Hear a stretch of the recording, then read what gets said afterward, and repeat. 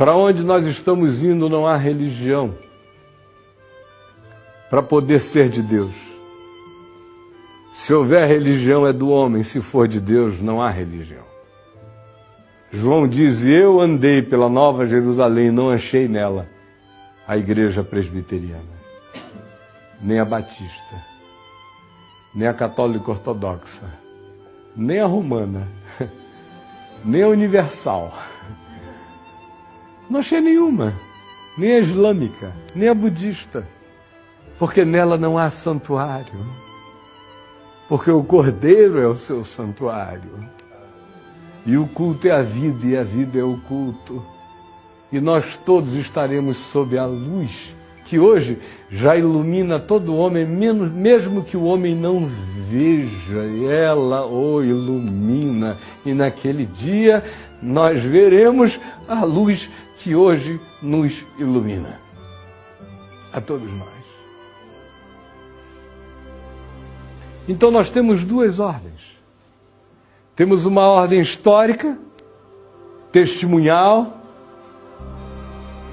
redatorial, necessária e imprescindível, porque nós somos gente do tempo e espaço, precisamos de história, referência, memória, lembrança, advertência, admoestação, precisamos de trilhos, precisamos de marcos. Faz parte da necessidade da nossa finitude. Mas uma vez que a gente alcança essa compreensão, a gente tem que transcendê-la. E a gente tem que deixar o ataviamento infantil a qualquer coisa que Abraão se vincule apenas como história e mergulharmos na transcendência da ordem de Melquisedeque, da qual Jesus é o único sumo sacerdote sobre todos os homens. Agora olhem o que Paulo diz. Antes dele, Pedro, na casa de Cornélio, faz uma declaração herética que só sobrevive porque foi Pedro que falou, mas a gente não a comenta, a gente não a comenta.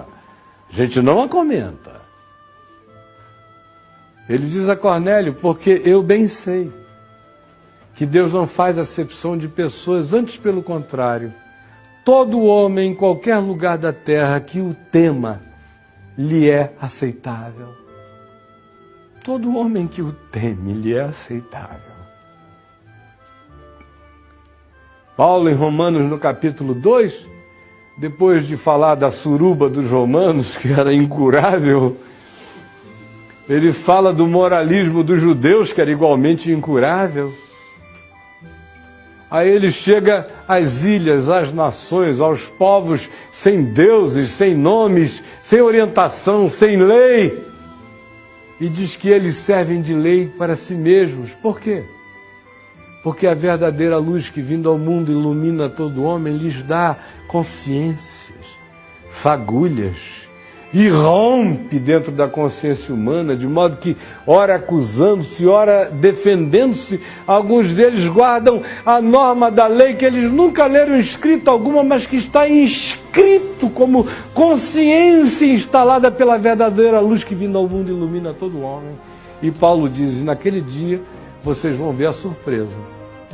Naquele dia profetizado por Jesus, que virão gente do norte, do sul, do leste e do oeste, vocês terão a surpresa quando Deus abrir os segredos do coração dos homens segundo o meu Evangelho.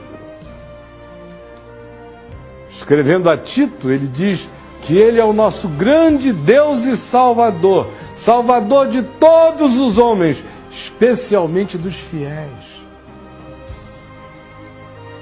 E João, na sua primeira epístola, inicia o capítulo 2, dizendo, filhinhos meus, não pequeis. Se, porém, alguém pecar, temos advogado junto ao Pai, Jesus Cristo justo. Ele é a propiciação pelos nossos pecados, e não somente pelos nossos próprios, mas ainda pelos do mundo inteiro. O que eu estou querendo? Eu estou pregando aqui o universalismo? Que é isso, minha gente? Eu sou crente. Nem todos serão salvos, mas eu lhes garanto, o cara tem que querer ir para o inferno para ir mesmo. Na religião, todo mundo que não faz parte do Rotary Sagrado já está no inferno. Todo mundo que não está na igreja, que não dá dízimo, já é filho do inferno. No Evangelho, não. O cara tem que querer. Mas tem que querer mesmo. Porque o molestamento da graça é intenso. A porta é estreita. E o caminho é estreito. São poucos os que acertam com ele. E eu sei que eu sou dos piores. Não é pelo que eu faço. É por tudo que eu sei. E eu ainda não encarnei. Então, quando vocês andarem por aí daqui para frente, não separem mais o joio do trigo. Isso é tarefa para anjos. Nem considerem que quem foi batizado na sua igreja se tornou agora membro de um clube celestial, entrou para a área VIP da espiritualidade. Porque o Senhor conhece os seus. Os grandes apóstolos da terra, provavelmente, Paulo nunca tenha conhecido. A gente fica assim com esse nosso culto quase paulino, né? E olha que Paulo não devia estar de demagogia quando ele disse: eu sou o principal. Quando a gente chegar lá, a gente vai ver apóstolos sem nome, para todo lado, santos ignorados. Eu costumo dizer que no século XX, eu não conheci nenhum cristão que tenha carregado 10% da cepa espiritual de Mahatma Gandhi. Se alguém quiser me contraditar, me contradite e apresente o ente contraditório. Quem é? É o presidente Bonerges Ribeiro, da Igreja Presbiteriana do Brasil, na década de 60, que era o ente cristão superior a Mahatma Gandhi? Deus me salve. Quem? Uma vez eu escrevi no site que eu preferia passar, se eu tivesse que ficar numa ilha deserta, ou com o Dalai Lama, ou com o Silas Malafaia e o Macedo, eu ia preferir disparado passar o resto da minha vida com o Dalai Lama, ia ser uma bênção. Porque o meu espírito tem muito mais comunhão essencial com a natureza dele do que com dessas figuras que são apenas mercadejadores de uma fé que serve apenas para gerar dinheiro e não alma e nem espírito. E eu não lhes digo aqui, eu estou dizendo ali, digo na cara dos fulanos. Então, meus irmãos, quando a gente andar por aí, vamos desarmar o coração. Vamos aprender a encontrar gente boa de Deus aonde a gente encontre gente boa. Todo ser gente boa é de Deus. E todo ser que é de Deus é gente boa. O que não existe é gente ruim de Deus. O que não existe é gente perversa de Deus. O que não existe é gente gananciosa de Deus. O que não existe é gente mentirosa de Deus. O que não existe é gente fofoqueira de Deus.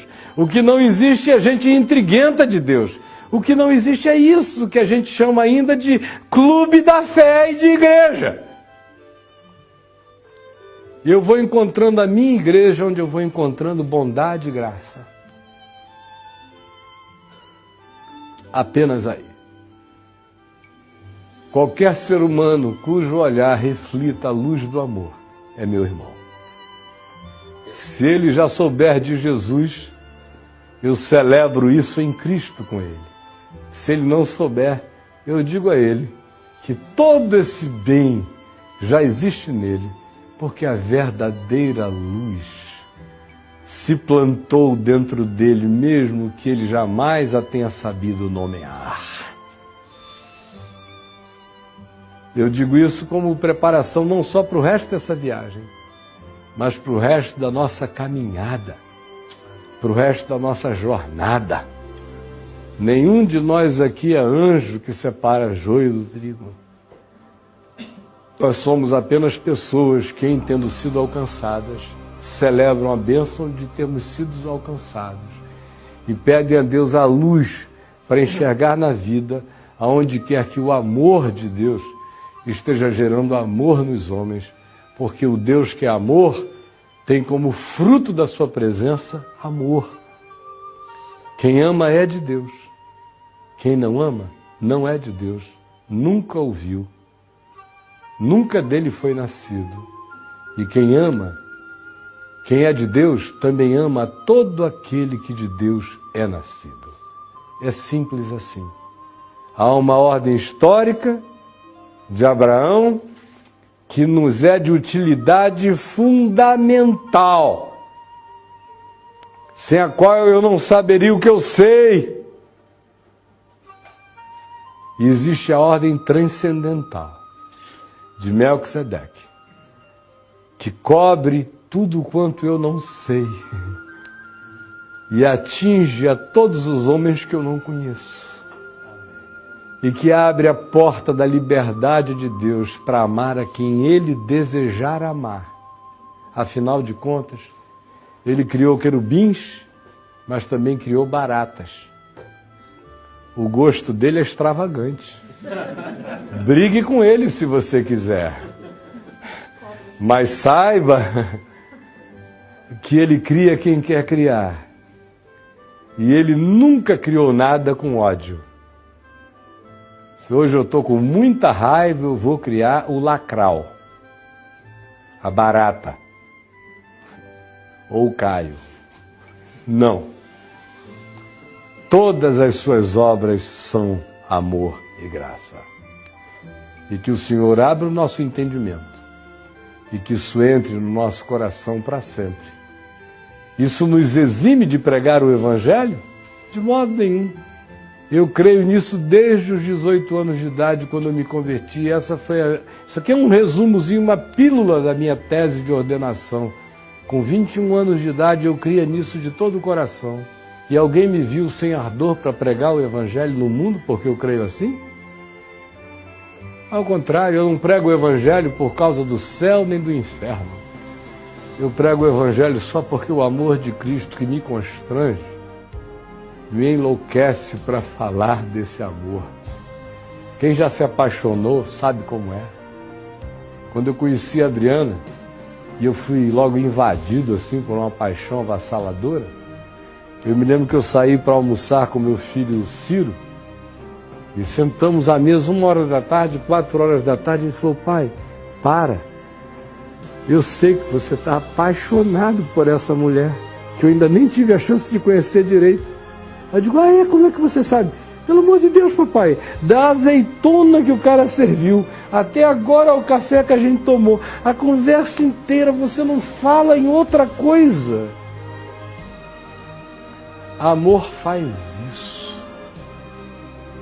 Quem ama Jesus não precisa do céu nem do inferno para falar de Jesus. Só precisa do amor de Jesus queimando o seu próprio coração. É isso que me move. Não foi isso que Jesus disse a Pedro? Tu me amas? Pedro disse sim. Então pastoreia as minhas ovelhinhas, os meus cordeiros. É o amor de Deus que me bota em motion, em movimento no mundo, para compartilhar com toda criatura aquilo que comigo foi de graça compartilhado.